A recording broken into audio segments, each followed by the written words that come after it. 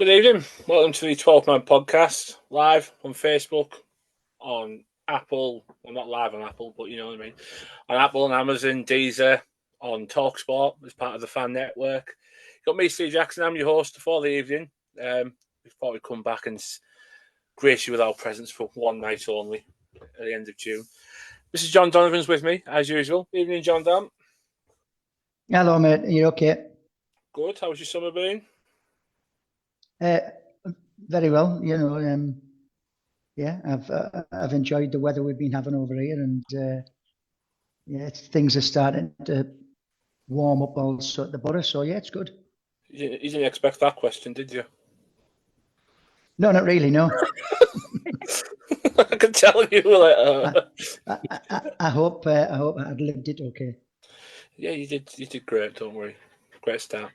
And all the way from the other side of the world, he's already got the Friday feeling. I'll get that in the morning. Rye's with us. Evening, Rye. Good morning, good afternoon, good evening, you beautiful human boys. I hope you're all fantastic, safe and well. It's good to see you. Good to be here. Good to get some big news coming out of the borough. I mean, we had a bit of radio silence for a bit there, didn't we? But emergency pod is needed, I think, because there's a lot to talk about, as John was just saying. A big emergency pod is needed. Lots of stuff's happened. Lots of things like. But more importantly, how are you? I'm doing really well, mate. It's winter here, so I'm braving through what you guys normally have around the December period. I've got -2 at the moment outside, and a little one that's got a little bit of a flu, and it's raining and it's wet and it's all yuck, and I love it. Fair enough. I mean, to be fair, your winter's probably the same as our summer, so I wouldn't go too much. True. I mean, it's not too bad. It's not too bad. I can't really complain. Do you know what I mean? You don't see as many kangaroos either, so. Fair enough. There you go. There's a talking point straight away. Rye sees kangaroos on a daily basis. Right. So, lots to talk about. So we've had new manager. We've finally got the new boss in. We'll talk about him in a little bit. Is he the sexiest manager Borough's ever had? We'll chat about that. Rye's already given his opinion. It's not no, by the way. We'll talk about the fixtures. Obviously, they came out at 12 o'clock our time, midnight Rye's time. So we'll talk about them. Repeat of last season, Swansea at home to start with. So we'll go through all them, go through all the key phases of the season, what we expect, what we don't expect. And before we came on, obviously a couple of hours ago, a key departure as well, which is a bit of a shock to the system.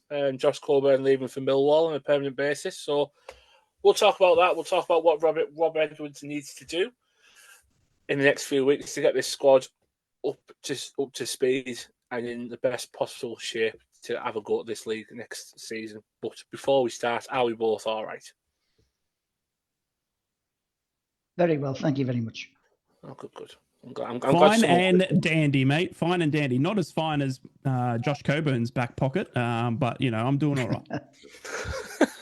We're just presuming he's getting an absolute ton of money. I love that. Well, yes. Well, yeah, we'll presume that. Right, we'll start with the big news first. The big news. So, a few weeks ago, we obviously lost Michael Carrick. He parted company with the Borough after 2.5 years with us. And we replaced him with ex-Luton, Forest Green and Watford boss, Rob Edwards.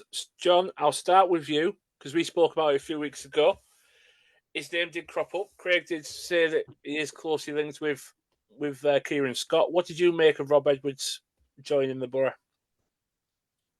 Well, the announcement took ages, didn't it? But obviously, everything was being directed in the media. Was being directed to Rob Edwards was the man, and so it turned out to be on Tuesday when the official announcement was made. The three candidates who were apparently shortlisted, Steve Cooper, Danny Rowe, and Rob Edwards. I wasn't fussed, to be fair, which one was appointed out of those three. They all had different strengths. They all had good, solid arguments to get the position. But obviously, it transpired that it was Rob Edwards in the end, which great. I'm pleased about. More pleased with the appointment of his two assistants, which I think is that's key. It's crucial to help Borough progress this season. So overall, with Rob Edwards and his backroom staff, I'm happy, more than happy. Yeah, so I mean, you mentioned his backroom staff, so I think that was the key indicator that stopped the Borough announcing Rob Edwards as quick as they wanted to. So he's brought in Harry Watling and Adi Vivash. I believe that's how we say it. I'll go with that.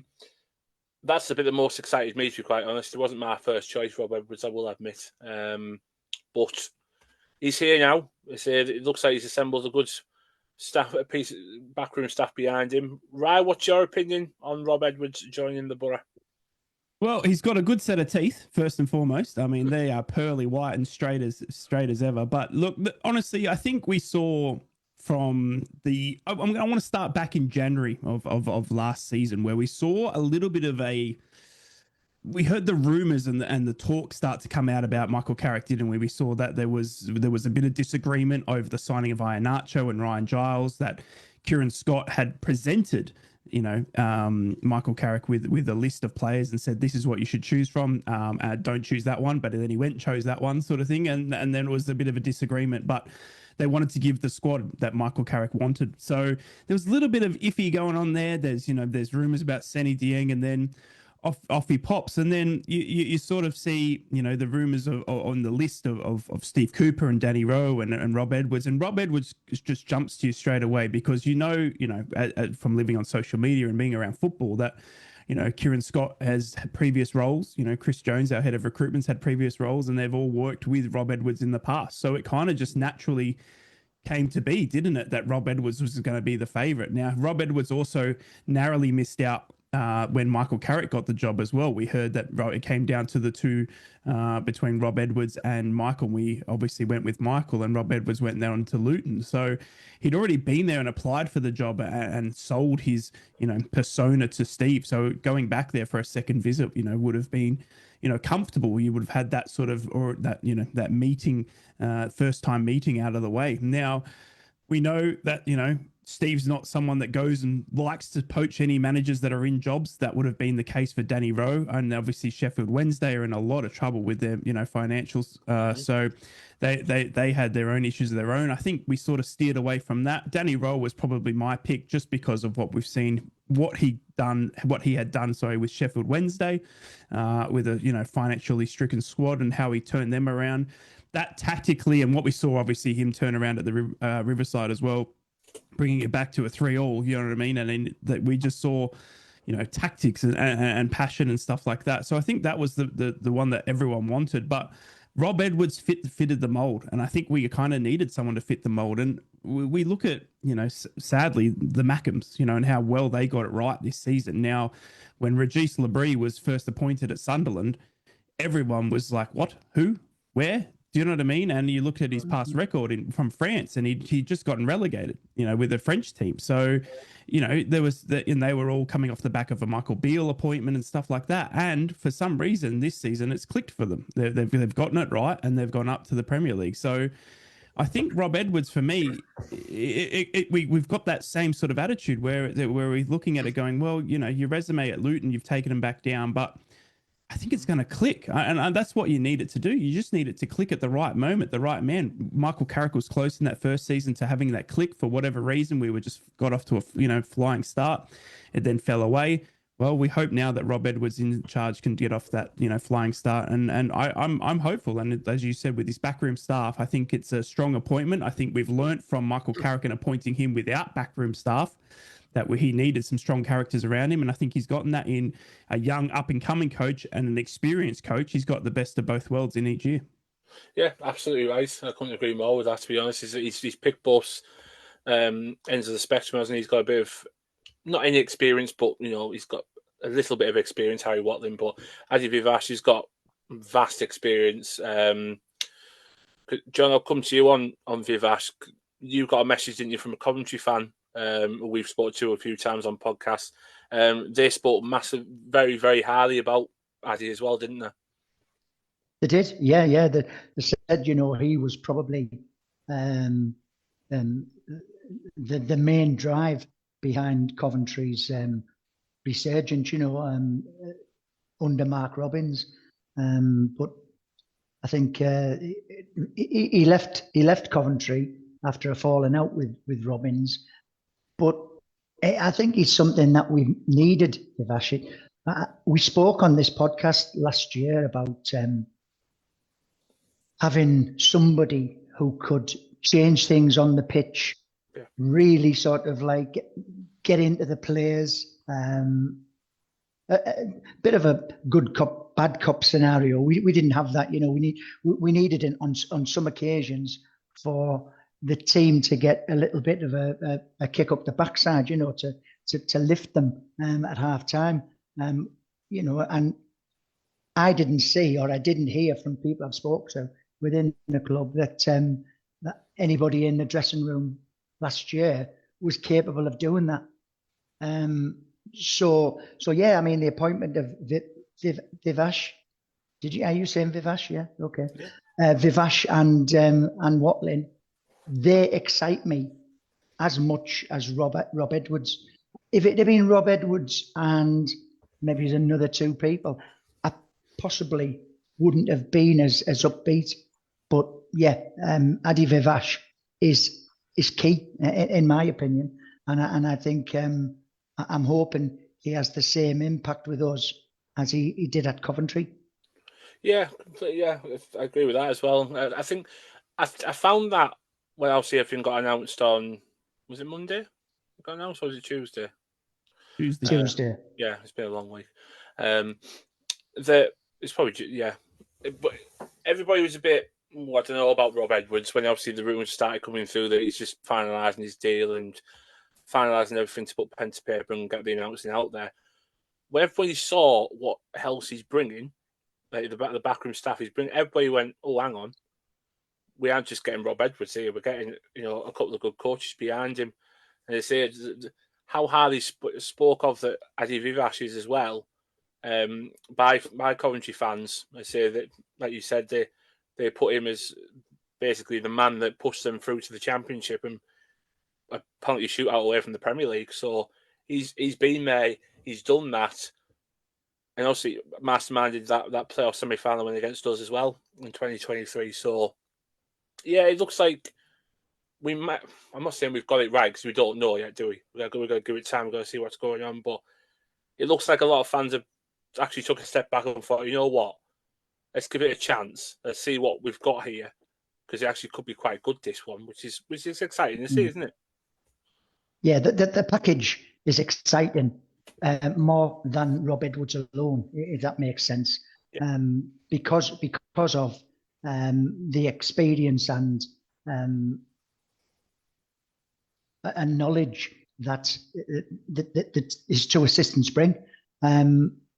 Both excellent at developing young players, so we may see our academy lads getting a chance. Vivash, very good at tactical awareness, so we'll see better in-game management, we hope.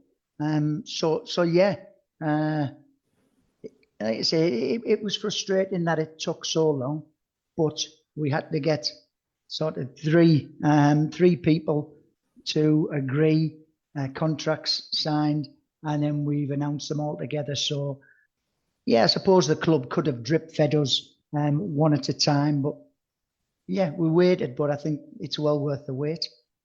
Yeah, that's been well worth the wait.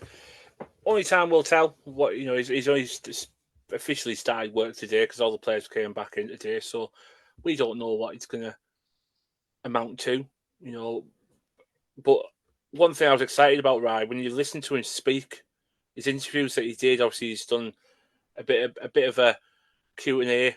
I know he's got a Q&A with fans, questions coming, and he's got meet the fans next week with the coaching staff. But how hard he speaks to the football club, that's massive for me. He's not just come in because he's like, it's another job. He hasn't given it every bit of what he's been told, like a PR machine. You feel like he fully believes how honoured he is to actually be a coach of this football club.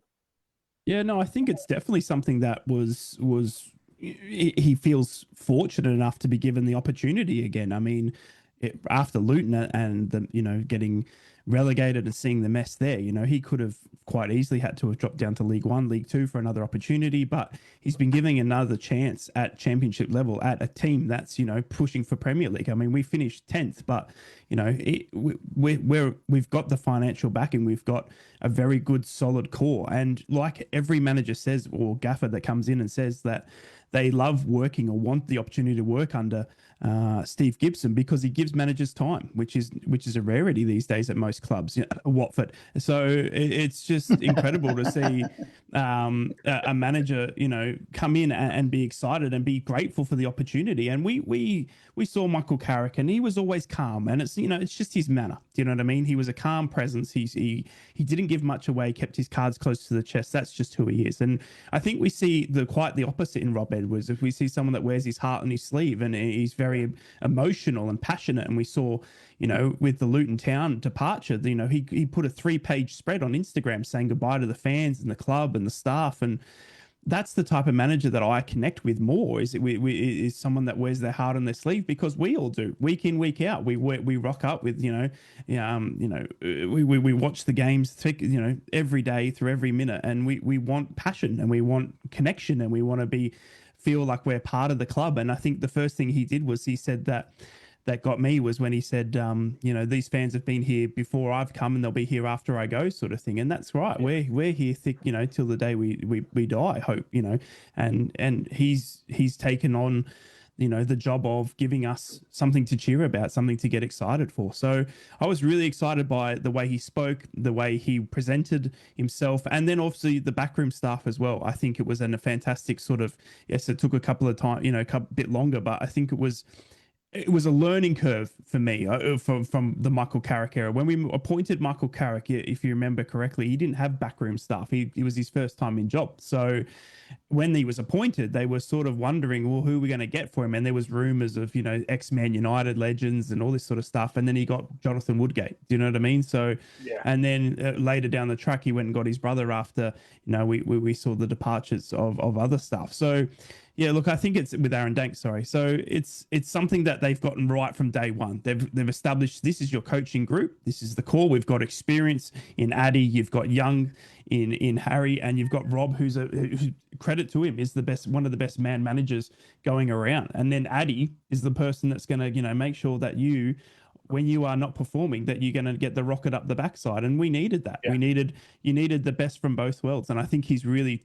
Kieran and a credit to them, yes, it wasn't everyone's first choice, but they've learnt from their mistakes in where they went wrong with Michael Carrick, and they've gone and gotten a strong coaching group of 3 men that arguably are all different, but in somehow, help each other out from different levels. And I think that's really important at our club. And it's a massive summer. It's a massive summer. We've seen the change of coach, and I think we're going to see a fair bit of change on the playing pitch as well.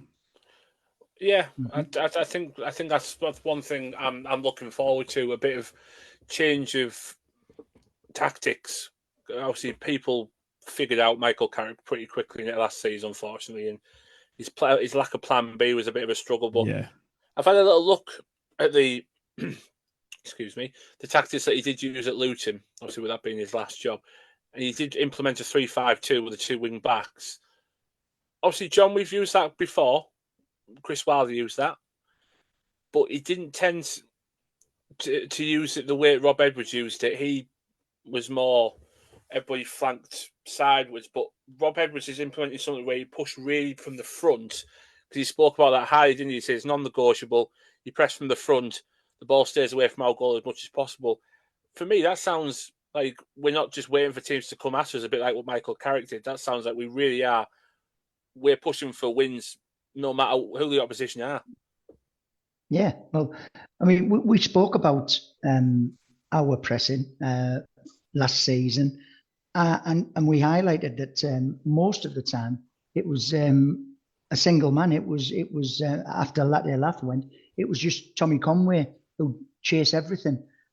But it sounds like, you know, Rob Edwards is going to have the midfield higher up the pitch to close it down, close the opposition down, win the ball, or transition it, as it now called, and move from there. And I particularly liked when he said that we don't want to be losing the ball in our end of the pitch. If we lose the ball, it wants to be in their end of the pitch. Again, we saw that countless times last season, and it led to some comical, farcical goals that we gave away to the opposition. But yeah, I mean, his first interview, he said all the right things. He obviously had media training. They'll probably have had media training. They know what they say. They know that they have to say on day one to try and get the fans on board. But you know, talk is cheap, and it's about what we say on the pitch. That's all that matters. I mean, results. It's a results-driven business. If we were to get, if we could have a season like Aitor Karanka, where the football wasn't particularly pretty to the eye, but the results were there and it got us to where we wanted to be, I'm sure we'd accept it now. But I don't think he's going to take that approach. I think from what he says, you know, he's going to try and excite the fans. He's going to be proactive when it comes to us taking on the opposition. I'm looking forward to it. And like I say, if things aren't going our way, we've got Adi Vivish stood next to him, advising him, screaming down at particular players, reminding them of what the jobs are. And then in the dressing room, I'm sure he'll be just as vocal, which is great. Far too often we used to see after performances a pretty quiet, boring, similar sort of line of excuses that the manager would come out with.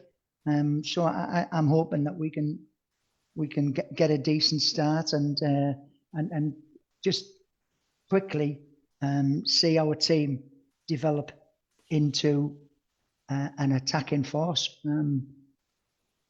I'm hopeful. I always am hopeful, but I'm hopeful. And I just wanted to pick up on one thing that Rai said when Edwards left Luton, was the fact that, you know, despite, you know, he left with the team doing badly, he still gave a farewell notice and praised the fans and praised everybody else. We've heard nothing from Carrick, which I'm a little bit disappointed by.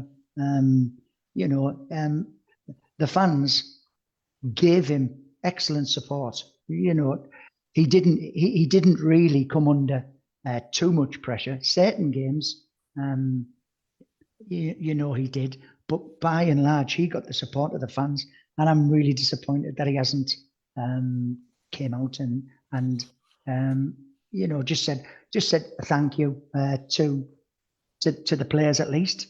Yeah, disappointed me. Yeah, it is quite surprising that he hasn't said anything. I mean, you know, he's not expected to say anything. You know, we're not saying, you know, you just lost your job, you've got to say something.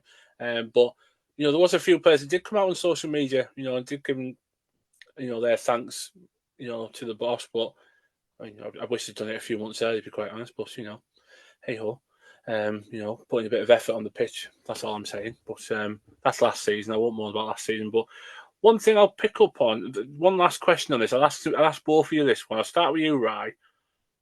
A lot of pressure was put on Carrick, and rightly so at times. A lot of questions were then asked of the hierarchy. Do you think this appointment of Rob Edwards is possibly one of Gibson's biggest? I mean, yeah, I think obviously every time we have to change manager, I think it's massive. I honestly believe that we weren't looking. I reckon as at the day after that Coventry game, I think if you had have asked everyone around the club that we're all thinking, I think they were all thinking that Michael Carrick was going to lead us day one of next season. Now, lo and behold, they've had the chat, and it's come to whatever it may be that he's no longer going to be the gaffer. So I think that has sort of moved a few plans over to and they've needed to sort of change their goal mindsets a little bit, because I think that sort of wasn't what they were planning. But I think now they've had the opportunity. I think a change was needed, and now they're able to go and appoint. They apparently had loads of candidates. They've had loads of applications. They had two managers from continental region where they've were highly impressive apparently, and everyone would have been keen to take on the Middlesbrough role with Steve Gibson and Kieran Scott and the financial backing sort of thing. And you can sort of see from the past couple of seasons with the sale of Morgan Rogers and the Latte Laths and stuff that we've probably got a little bit of financial spending there as well. So they're all looking at that, and it's an enticing thing. And we see right across the league how many managers have been changed already. So it's a vital appointment, because we're there and thereabouts. Do you know what I mean? We've been close to playoffs now for 2 to 3 seasons, and you need that man now that can just take us that little bit, couple of steps further, where it turns 5 or 6 or of those wins where we lost from winning positions, and we're 9, 12 points greater to the good, and we're in the playoffs if not higher. So if Steve Gibson was to get that wrong again, then we could see the Gary Monks and all that sort of stuff where we got it horribly wrong and we could slide down the table. So yes, it was a massive appointment. I think it was something that they took their time on. I think we got the right man out of the candidates that we had to choose from. And I, like John, I'm excited now. I think we just need to give Rob Edwards, Addy, and Harry the time now to get that squad the way they want it looking, because I doubt it's going to be the way Michael had it running. And look, Michael not giving out, I was upset by it too, but we all knew that Michael doesn't do social media. He said that he doesn't do social media. So, and we don't know what happened in that meeting either, do we? Whether it was nasty or left on bad terms. And, I'm sure if I got sacked by a job, I wouldn't want to put out an email saying, goodbye, everyone, I love you all. Do you know what I mean? Because I probably don't love you all. Do you know what I mean? So I think there's, whatever's happened, so be it. But we've gotten now a manager that's got that charismatic presence. We've got a manager that speaks very well in front of the camera, likes to be in front of the camera, looks good on camera, shockingly. And I think we need to, we can embrace that now, because Middlesbrough are a team and a town and a place that our club is everything. Do you know what I mean? If we can connect to our club through the manager, because he's the only person we see. We get random interviews, but week in, week out, he's the forefront. We see all the messages coming from the club, normally from him, and we pose all our questions to him on a weekly basis. So he needs to be strong enough and bold enough to be able to, to roll with that. And I think we've gotten the right man for that. John, that's the same question to you. Well, when things don't go right, people always look for scapegoats. And yeah, January was poor from a point of view, as it turned out in hindsight, with the players we acquired. Giles didn't sort of like have the impact that we were expecting. Kelechi Iheanacho certainly didn't have the impact that we were expecting. So that poor window and the performances until the end of the season, and then our finishing 10th, it was bound to cause unrest. And who do you go for? Some people go for the manager. Some people go for the man at the top. Some people go to the recruitment man because of that poor January window. But overall, I would say Kieran Scott's being been good for us. We've recruited fairly well. You know, we've. I know fans don't want to see it, but we've made good money from the players that Scott's recruited, and that's a model that the club is following now, and we need it to survive basically until we get in the Premiership, when the TV money shoots up, rockets up, and we can use that to try and maintain Premier League status, as Sunderland will do this season. They'll find it very tough, but they've got a war chest of £220 million. So yeah, so it's to be expected that there's a bit of finger pointing, but you know, any manager we appointed, it's been Rob Edwards. It could have been Pep Guardiola. It's got to work.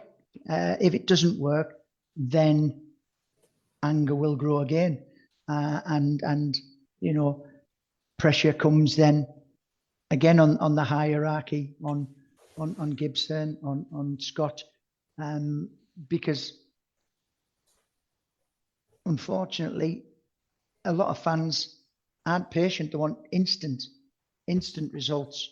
I mean, we've got a tough start to the fixtures, as we'll talk about coming up, and if we don't pick up, I don't know, half the points that we play for, if we don't pick half the points, people will be questioning our start and starting to get a little bit fractious.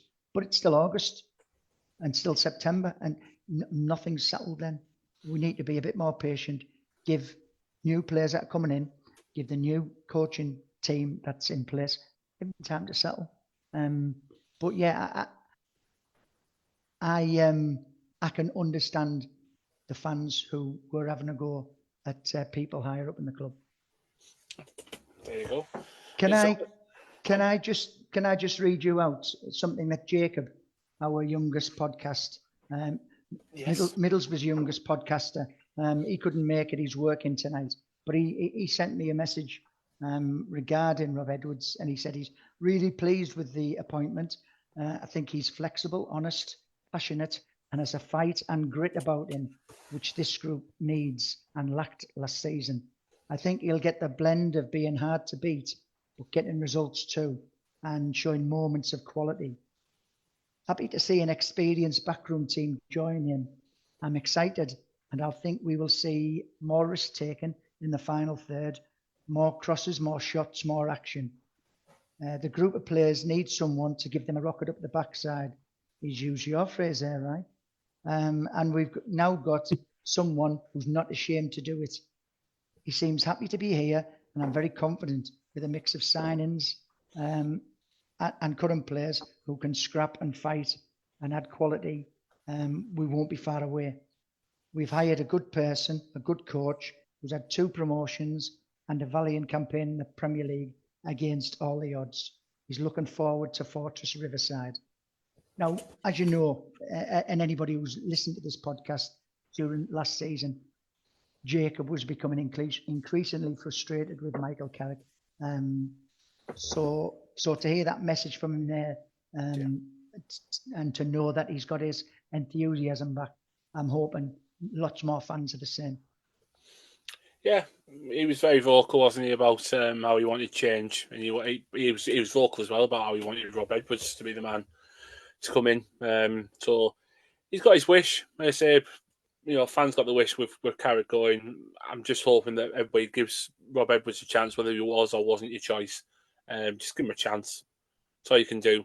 Do what we do best in the stands, back the team, back the lads, and then we'll go from there and see what the crack is following the start of the season. But come on. That's one thing that the manager and everybody at the club, to be honest, has got to do. Yep. Last season was demoralising.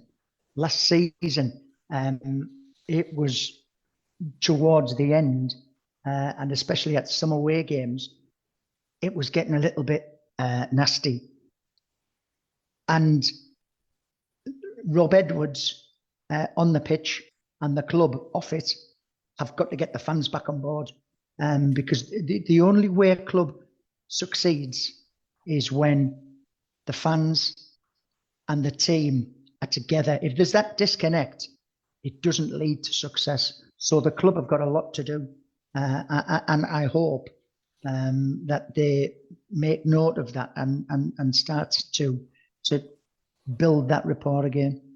Absolutely, because you are right. The last few months of the season were pretty toxic. They weren't great at times, especially the last month or so when we really did go wrong, unfortunately.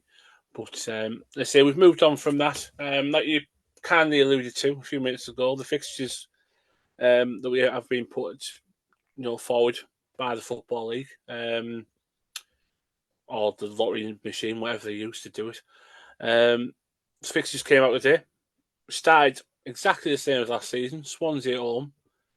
Finish with a trip to Wrexham, the one we've all been kind of waiting for, as the League One that we haven't been to. I know I was waiting for that. It's one of the grounds I haven't been to. So, but John, I'll start with you. Looking at the fixtures, Swansea, Millwall, Norwich, Sheffield United is August. That's a pretty tough start, isn't it? It's a very tough start. Yeah, I mean, you would look at them four and think that Swansea was probably the easiest, but it might not turn out to be like that. But yeah, it's a tough start. Norwich away, always difficult. I know we've done well recently. I mean, we should have won there last year, obviously, but that was another game that we capitulated in from a leading position. And obviously Millwall, they've got us for their first home game of the season. Always a difficult ground to go to. They had a good season. They've just broken their transfer record for an ex-Middlesbrough player, and how many are going to predict that he scores against us? So yes, it's a tough start at Sheffield United, of course. It's a tough start, but we're not meeting any of the teams who've come up who have that momentum that the fans are really sort of like still on a high. We've avoided them. I think the first time we played them is Birmingham. I think at home. That's one of the promoted teams. And we're not meeting any of the teams that have come down who've had the fingers burned and they want to put things right for their beleaguered fans. So yes, it's a tough start, but that's how we want it, and we know this league. It's probably one of the toughest in the world. It's absolutely energy sapping, not just from the fans' point of view, but from the players' point of view. It's a tough schedule, tough start. Let's see how we handle it. Well, you're absolutely right. It's energy sapping. I mean, I'll go through some of the fixtures a little bit in a little while, but right, I'll get your reaction to the first four games. To say two, I know it's 2 home, 2 away, but giving us Millwall and Norwich as places to go to start the season, it's not easy, is it?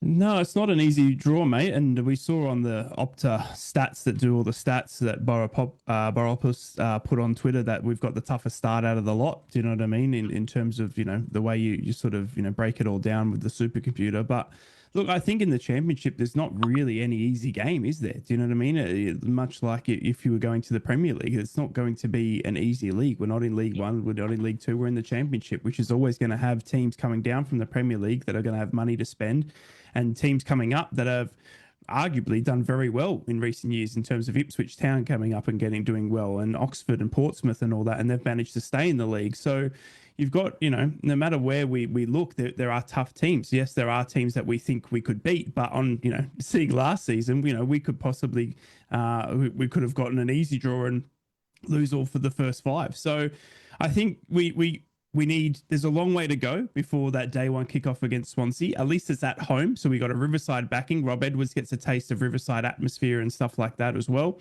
And it's a big moment for him to show the style of football that he's going to put on for us. And, it's a big selling point because, like John said, that towards the end of last season under Michael Carrick, you'd lost a lot of the fans. And there was question marks about how can we improve the atmosphere at the Riverside Stadium. And by playing good football at home is how you're going to improve ticket sales and also improve, the atmosphere. So it's a good way to start. It's a good test for us. And I tell you what, if we take decent points away from Millwall away and Norwich away, then you're going to be setting yourselves up for a right good season, because eventually then you'll start to take on, and you might see like the Birminghams and Wrexhams, as the season has settled in, that they start dropping points, you know what I mean, around that December craziness fixture. So I think it's a tough fixture, but I think it's going to put a bit of, and like Rob Edwards said, he's looking for a bit of steel. And there's no better way to get a bit of steel in your lads than taking on 4 or 5 of the best teams in the first month. Do you know what I mean? Because they're not going to lie down easy. And then to finish off the end of August with Sheffield United is a big test for what it's going to be, a new playing group and a new playing style, and for Rob Edwards to show that hey, I'm not here to do another Luton. I'm here to get this club up, and he knows how to do it. Do you know what I mean? So the biggest one for me though was the end of the end of September, where we saw, I thought that was a bit unfair on us. It was the Saturday the 27th of September to Southampton away. Yep.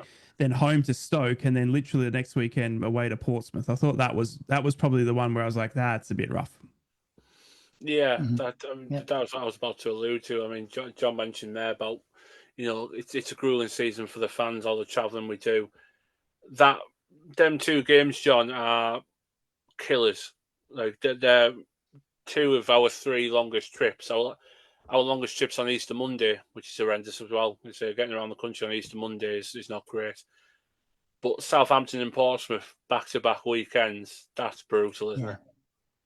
Yeah, well, that's another thing that we're top of the league of, is the miles covered. This year we'll cover the most miles.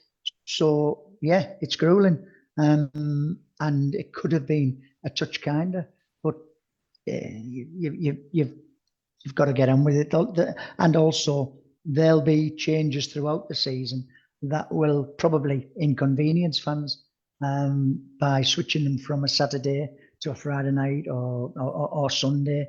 That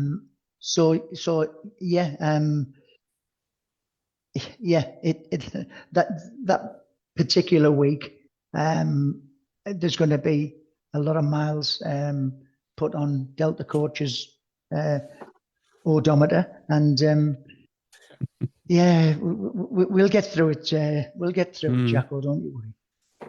We always do, mate. We always do. There's always a beverage or two that helps the journey go past quite exactly. So, they're the ones that we go through the best. But I mean, you go through the fixtures. I mean, to be fair, I looked at the Christmas schedule that we've got. I mean, I start with before Christmas. We've got Bristol City away, which is another long away trip. Before Christmas, we had Plymouth last year, just before Christmas. But Christmas itself, Blackburn at home, Hull at home, Derby away on New Year's Day. I know we've got Southampton on the 4th, but them 3 games are not bad. When you look on paper, I know the game's not played on paper, and every team in this league is tough to play against. But if you had 3 teams to basically write down, they're not far off the 3 you go for, aren't they? Really? Yeah, it's good, and also from a travel perspective, it's not too bad. Yeah. Perfect, isn't it? It's absolutely perfect. But seems to be some sort of love between putting Middlesbrough and Blackburn on around Christmas as well. I don't know what that deal is, but there's someone that loves a Blackburn and Middlesbrough game with their Christmas put, I think, in the fixture department, because we always seem to get the Rovers around then. Yeah, I mean, Jason's just popped up. Evening, Jason. Who did we get Easter Monday? Swansea away. So there you go. Swansea away is who we got. But I then scroll on, obviously towards the end of the season, because then you start looking at what's the running like. And you got Portsmouth at home. I always go for the last 5. Portsmouth at home, Ipswich away, Sheffield Wednesday at home, Watford at home. You mentioned there about Blackburn. We always seem to get Watford at home near the end of the season. That always seems to be one. The big one, Wrexham away. People are like, well, that's not really big. But you alluded to it, right? The teams that have come up from League One are probably some of the most ambitious clubs that have come up since the likes of Southampton, Leeds United. You know, you probably could say Ipswich a few years ago when they came up. These aren't messing about, these clubs. You know, that could be a tricky game, last game of the season. They could, for all we know, be in the kind of position that we're in, needing something on the final day. But again, that final five, maybe apart from Ipswich away, that's going to be tough going to Portman Road. It's not a massively tough running, is it?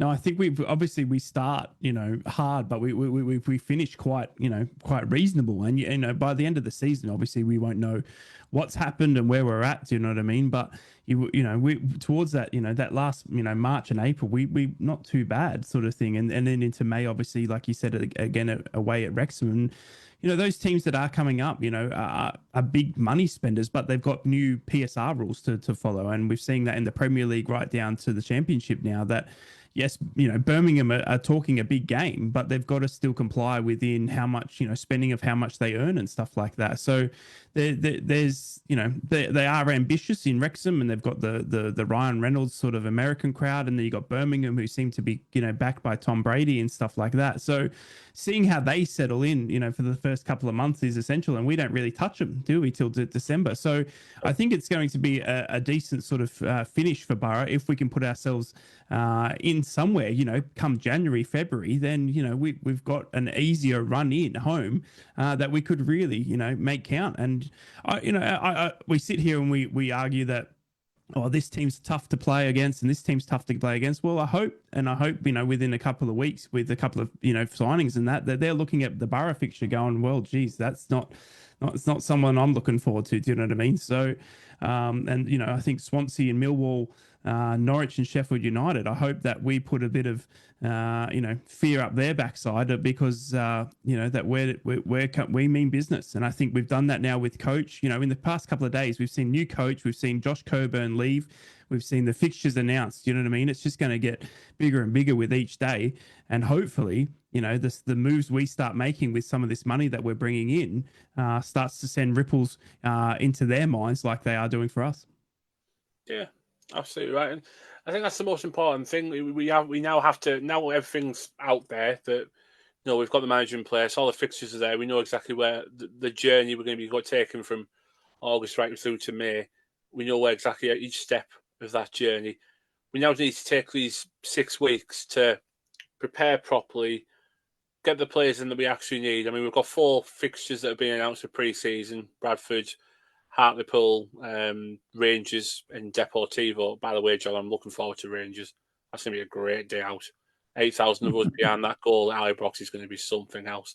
Not often we do that for pre-season, but that's going to be a cracker. I'm looking forward to that early start and end of July. But, 4 competitive games. People say it's only Hartlepool, but Hartlepool, it means something to them as well, doesn't it? A bit of local pride for them. Bradford's always tough, going to Valley Parade, proper old school ground, I like it. And then, I say Rangers and Deportivo, two tricky sides, and it just builds up the preparation ready for that first day against Swansea. But if I could pin you both before I start talking about Josh Coburn going, obviously, first signing we've got to make. I'll start with you, John, because I was asked this. Who are you pinning on first? Who do you think we should bring in first? I'm not asking for a name, a position. Well, we've only a striker because we've only got Tommy Conway really as somebody I would call as an orthodox striker. So I would be looking to strengthen up front. But yeah, there's obviously areas, both wing back positions or full back positions need addressing. But striker would be a massive a massive target. I think we've got to get that filled. A good striker. Okay. Right, come to you. Yeah, look, I think for me, I'd like to see the opposite at the end of the pitch. I mean, we saw the end of last season with no fit centre backs. You know, we saw a goalkeeper that was on loan as well, you know, in Mark Travers. So I think I want to see us shoring up defensively first and foremost. We're going to need to look into that right back position with Anthony Dyke still leaving. Is Bill Ayling going to be fit, ready to go? So for me, I'd go even right back to the sticks. I would love to see a goalkeeper. I want to see what's happening with.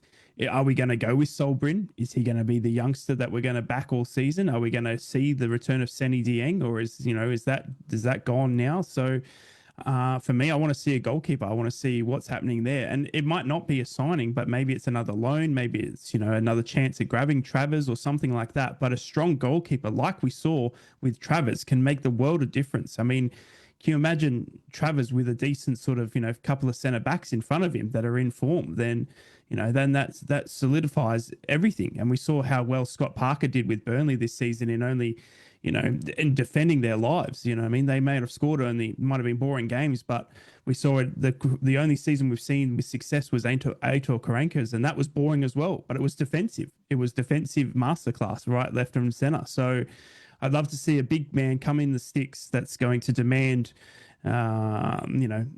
demand a presence and command a presence. And I think, Rob Edwards, we've seen that with his Luton Town appointments in Kaminsky as well. I think that was a strong goalkeeper appointment when he was at Luton Town. So I think a big man in the sticks for me would be the right way to start things off. Okay. Yeah, I can see both your arguments, to be honest. Obviously, we need a good spine is what we need. That's exactly what we need. A bit of the generals in, centre back, centre mid, goal scorer. I think with this team as well, I think we're going to need some pace. I know people say we always get some pace in, but we really do need some pace. If we're going to push from the front, strength and pace is going to be massive for us. If we don't do it, if we don't pull that off, then we could be in a lot of trouble again. But we need to be fitter, don't we? Yes, we do. We looked massively. we looked at times last season that we were unfit compared to the opposition, and that shouldn't be the case, So I'm hoping, that the pre-season training and then the trip to Portugal, where they'll also have a couple of competitive games, Jaco. So that's all part of the build-up. I just hope that we can get our fitness levels up, because they'll have to be if we're going to be playing the pressing game that Rob Edwards has championed. So we'll need to do that. Exactly. We need that. We absolutely need that. If he wants to implement Plan A perfectly, then he's going to have to build that massively. Get his generals in the middle. Jason just mentioned there an actual voice. We don't get shouters in the team. Someone will speak up and talk around. Say a Grant Ledbetter, used to do that years ago. Bring them all in and say, "What are you doing? What are you doing?" And then took it by the scruff of the neck. That's the kind of player I want to see in the middle of the park now. Well, you never know. Hayden Hackley might take on that role himself. He might. He's doing really well with the under-21s at the moment, isn't he? He's in the final on Saturday night. Well, that's the big question, isn't it? Is Hayden going to be around? We don't know. Do you know what I mean? We're talking about all these players we want to bring in. Well, are we facing more players departing? I mean, with the change of Michael Carrick and Rob Edwards, maybe some don't buy into his new philosophy, which is fair enough. Maybe they don't respond well to Addy, and maybe Addy says, or Harry or Rob say, well, this kid's just not up to it, or this bloke's not up to it, and they want to go a different direction. So then that's a big step as well. Is with whether Hayden's ready to go another year. I was thinking about this quite in depth when it comes to Hayden. I mean, he's England under 21. You would think, as a footballer, his dream is to play for England in the World Cup. I think that's the ultimate goal. In a couple of years' time, where we see the World Cup in 2026 in America, do we see Hayden Hackney being good enough to knock Declan Rice and Joe Bellingham out of the way? Well, I mean, that's a big ask in 12 months of football at any club to show that, I'm good enough to knock these players away. So for me, I think it's an excellent opportunity now for Hayden to go again in the championship, potentially in a promotion, pushing team, to show Thomas Tuchel that, he's ready to go and he's going to be a star for the future. I think it's a big ask for him to leave now, go to Premier League, and then push for pushing Declan Rice or something out of that spot. But I think, you know, in our midfield, he's going to get the minutes. He's going to get 90 minutes. He's going to get the captain's armband potentially. We don't know where that's going to go now with Johnny Howson up in the air as well. That he's got a big say in how Middlesbrough's shape, and we could build around him or he could leave, and we use the kitty as well. So big question for me around that is that, and I think, you know, Rob did say he's looking for that steel in that spine.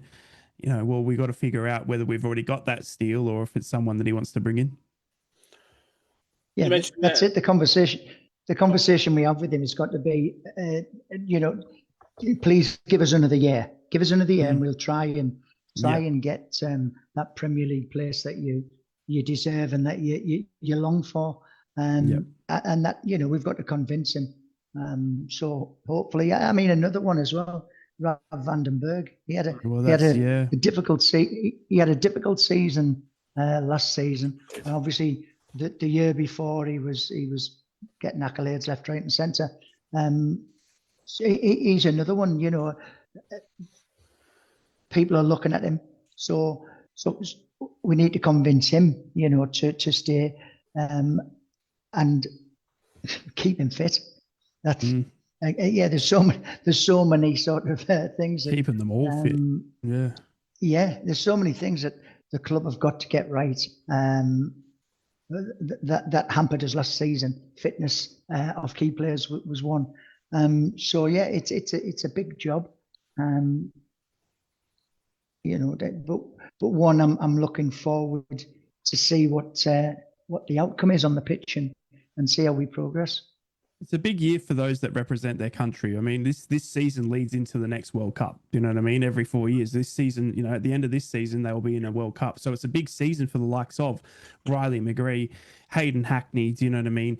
You know, even those small part players that are you know, can Tommy Conway, who represents Scotland and stuff like that. You know, like, you know what I mean? Like it's a massive season for those lads, and if they get the opportunity, you know what I mean? They, you know, this season they have to show what they're about to be able to then come up for the World Cup in that, you know, if their country was to make it for World Cup. So, you know, we want to see a fit team, and you know, I think arguably, you know, we've always said, I think we've said it multiple times on this pod, very much so as well, that we've always had a good team on paper, but football's not played on paper.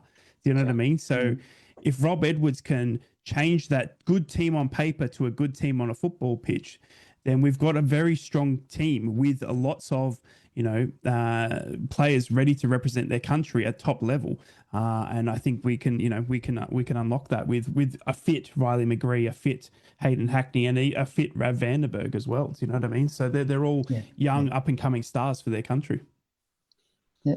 Another player who can sort of hopefully improve under Edwards was Morgan Whittaker. He didn't really. He showed glimpses of quality, but it wasn't consistent enough. I'm hoping, you know, that Adi Vavish and Rob Edwards can get the best out of him, make him perform at a more consistent level. Yeah, he came across to me, just to interrupt as well, the Morgan Whittaker one, with I feel like that exit for Plymouth was just a bit more ugly than he wanted it to be, with the coach coming out and saying the things that he did. Not that coach can stand on anything, because he did exactly the same thing, by the way, and left them from a German club. But I think that sort of, you know, just got into his mind a little bit. And I think with Rob Edwards coming in as a perfect man manager and a Morgan Whittaker being a young player, don't forget, he's still a young kid. Do you know what I mean? But we've seen what he can do in giving him, you know, making him championship player of the season on the right wing, you know, which is incredible fortune. If we can unlock that again, then, you know, you have a look, you've got players left, right and centre that Kieran Scott has built. That you know, even with the likes of Mackay Hamilton and stuff like that, if Rob Edwards can unlock the potential that we saw at Man City, then, you know, we've got some core players in there that really can hopefully improve under the tutelage. Absolutely right. Before I just mentioned about obviously Josh Curlburn leaving, I know we've mentioned him as we've gone throughout anyway.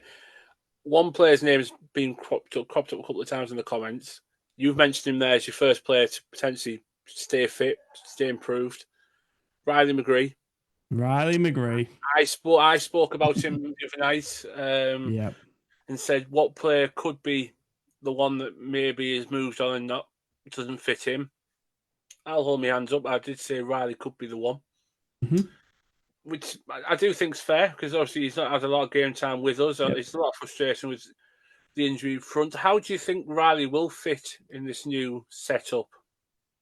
It's going to be interesting to see where, what sort of style Robbo wants to play. Do you know what I mean? And he arguably has used wing backs rather than the left mids sort of thing. So is Riley, willing to play into that style? Now we've seen Riley finally get fit. And for those that don't know, Australia just made the World Cup, qualified a couple of weeks ago, and Riley played in both of those games. And he is when I tell you, he is critical to the Socceroos planning. I mean, the new coach loves Riley McGree and what he does, and he plays him in sort of like a center attacking mid role. I would have to argue he just puts him in just behind the striker normally, and just gets him in and around the area sort of thing. So Riley, I think, is adaptable. I think we know he's just signed. He signed a new deal in the summer, same as Carrick.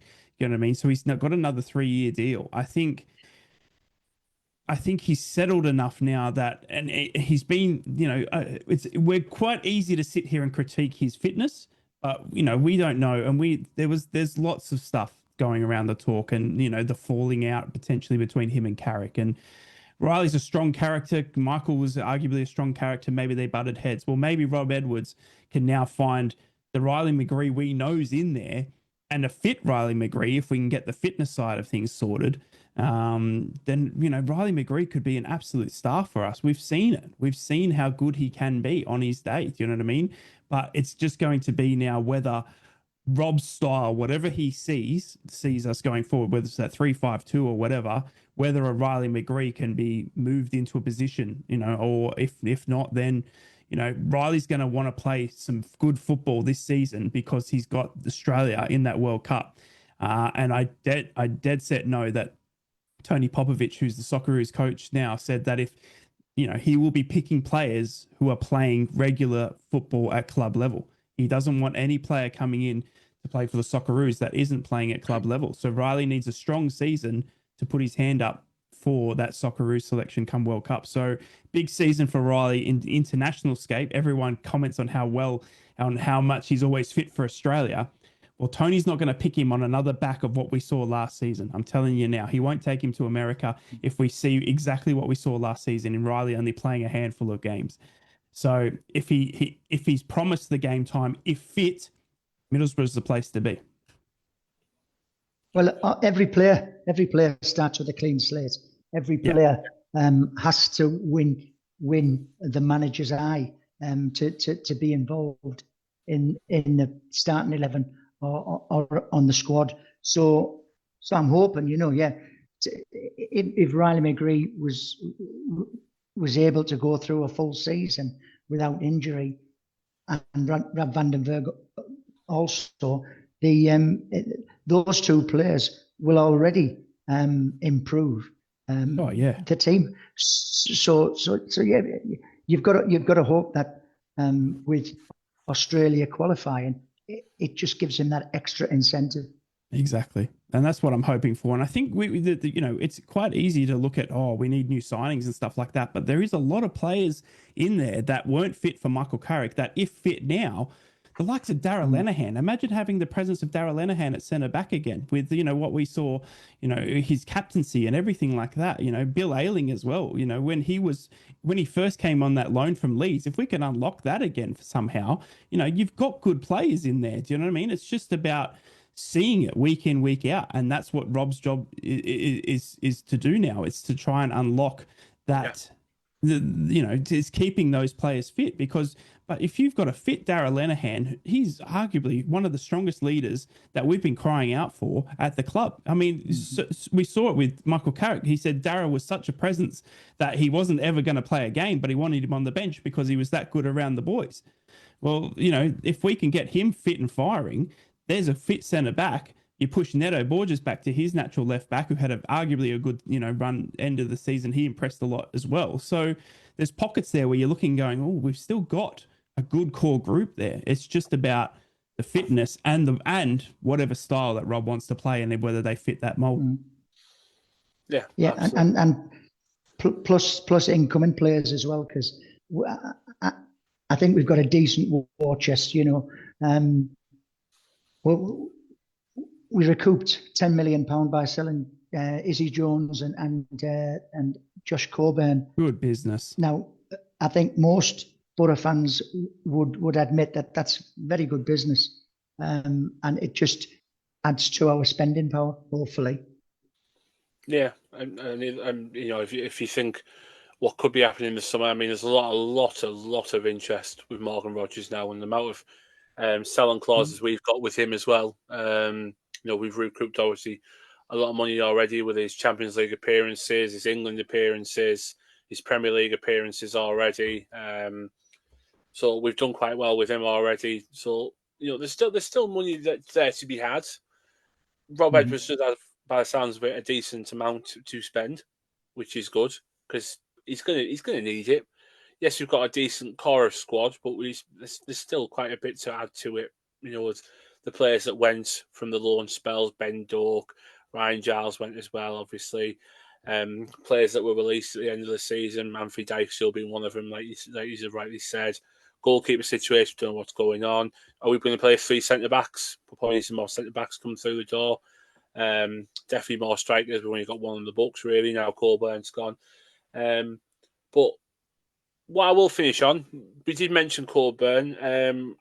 I know we've all said it's good business, but it's a club record fee that Millwall have paid. It was mentioned in our group chat, John, obviously, about the impact that Colburn could have had, 2 up top. He'd have benefited. Will he be a massive miss, or is it a player that we simply had to move on to make room for other signings to come in that could take us towards that next level of pushing us towards promotion? Yeah, you've just answered your question there. I mean, Josh Coburn's an honest player, but if we really have ambitions for promotion into the Premier League, we needed somebody with a bit better quality. I think we've done well getting £5 million for him. And you would think that he would have been perfect when Rob Edwards was on about I want more crosses in the box, I want more chances taken. That might have been food and drink for Josh Coburn, but it could well be food and drink for a player coming in who's of a better standard than Josh Coburn. And that's what I look forward to. And we spoke earlier about the other two of the management team, Vidic and Watling, and how good they are at developing youngsters. Well, we've got some good youngsters. We saw glimpses of them last season. McCormack, Law McCabe, Finn Cartwright. They might progress into regular first team members under the new coaches. You've got to hope so. Yeah, definitely. Riley, I'll give you your last thoughts on Josh Coburn. Yeah, look, I put it on Twitter when I woke up and saw it. I'll never forget that goal he scored against Tottenham. Do you know what I mean? And what a memory he gave us. And he's one of our own. We'll always, I think even with like the likes of Izzy Jones and all that, you as a Middlesbrough fan, we always watch players from the area. Even with Hugel, as much as we don't like him now, when he was going through West Ham ranks and stuff, we were watching him.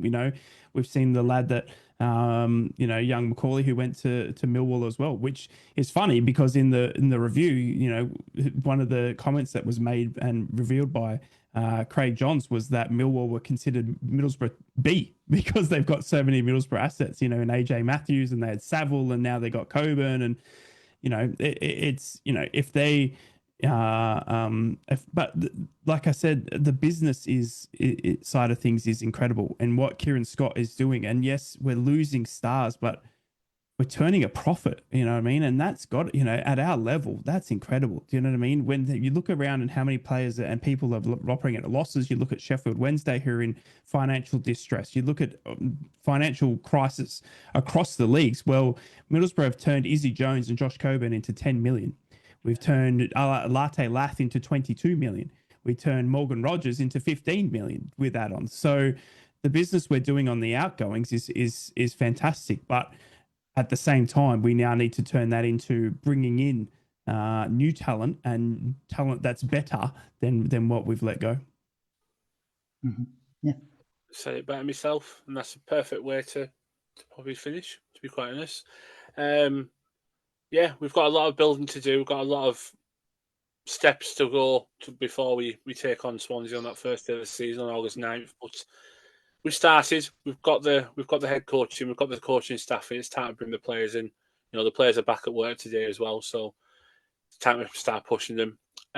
John, thank you so much for popping on as usual. I'll see you in a few weeks. Yeah, no problem. For Rangers away. Oh, it's going to be good, isn't it? Rye, always good to speak to you. Thank you so much for making it ready for us. No, thanks for having me as always. Love coming on, boys. We love having you on. Thank you so much. You'll be back. We'll get back in touch again Brilliant. soon. Yeah, love being here. And to you people that have watched, listened, liked, subscribed, kept us in a 6th season that we're going into now as a podcast. I know, amazing, isn't it? Thank you so much. Appreciate everything that you all say and like and everything that goes with it and sharing. And yeah, without you listening, we wouldn't even be here. So yeah, thank you so much. We'll see you again in a few weeks. Get some of the pre-season out of the way. We'll do a bit of a roundup and we'll preview the new season. So arrivederci, up the borough, be